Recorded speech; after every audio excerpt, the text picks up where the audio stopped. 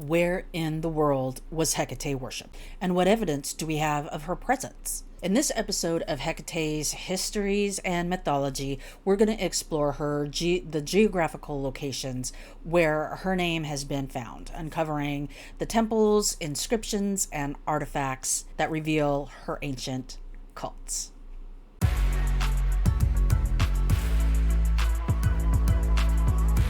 Hecate's influence has stretched across vast regions of the ancient worlds, from Anatolia to Greece and from Rome to the Black Sea. There have been traces of her worship that remain etched in stone, clay, and text.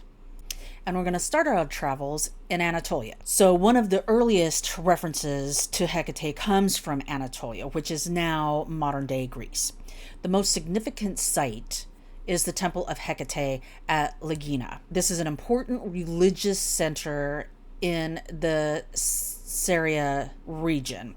This temple dates back to the Hellenistic period, which is about the 2nd century BC, and it was a major hub of Hecate worship. Here, in this location, processions and sacred rituals were performed in her honor, and there's evidence that her cult thrived here. So some archaeological evidence that they found there's some reliefs and inscriptions dedicated to Hecate in Lagina, and this confirms her importance in the region. There's also a temple that they found that features a large sacred precinct, and there's surviving inscriptions as well, referencing priestesses and rituals dedicated to Hecate.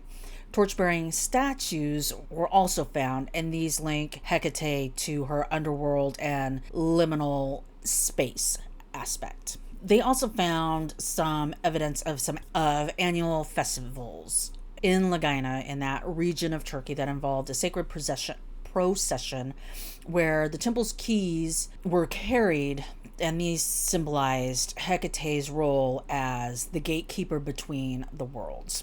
Even though Anatolia was well outside the traditional Greek world, Caria had Hellenistic rulers, and they blended the Greek religious customs with the older Anatolian deities, making Hecate's worship a fusion in that region of both cultures.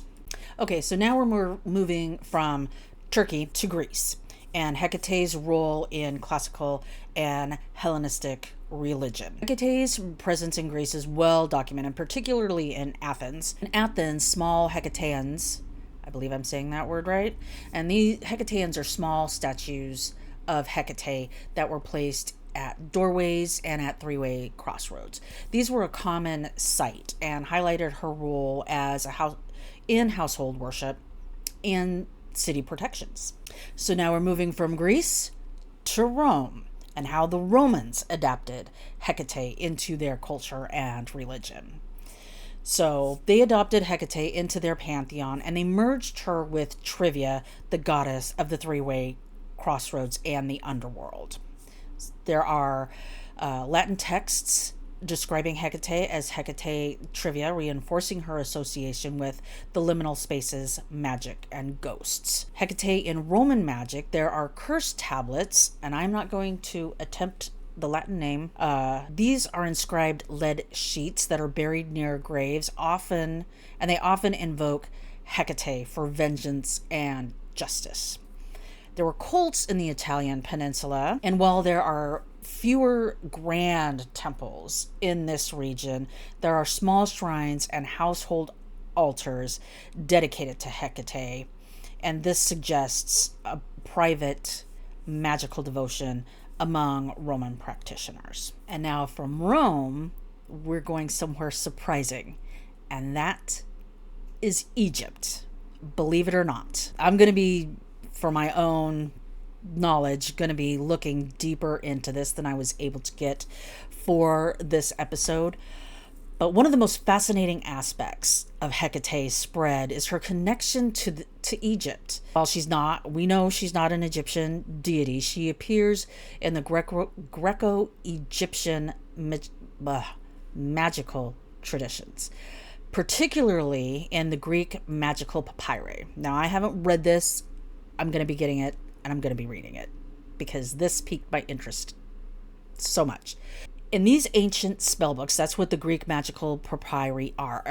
They are ancient spellbooks that invoke Hecate as a powerful underworld force that controls the spirits and also grants magical authority. So in later Hellenistic texts, it looks like there is a merging of Hekate with Isis.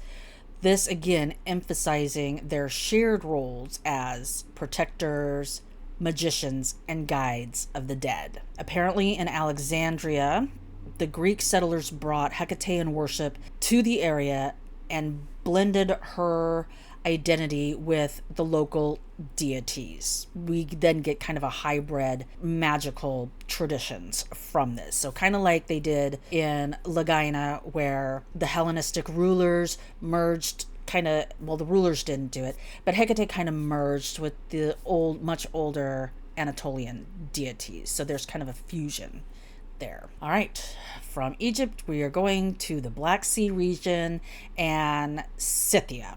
Okay, and this is like her reach has gone so far beyond the Mediterranean now. Okay, so Hecate's worship, as I just stated, isn't confined to Greece and Rome. Okay, there are evidence of her cults extending into Thrace, the Black Sea region, and Scythia, areas outside the Greek world where her influence traveled through trade and settlement. So Thrace and the Black Sea. So where is that? That covers parts of modern Bulgaria, Greece, and Turkey.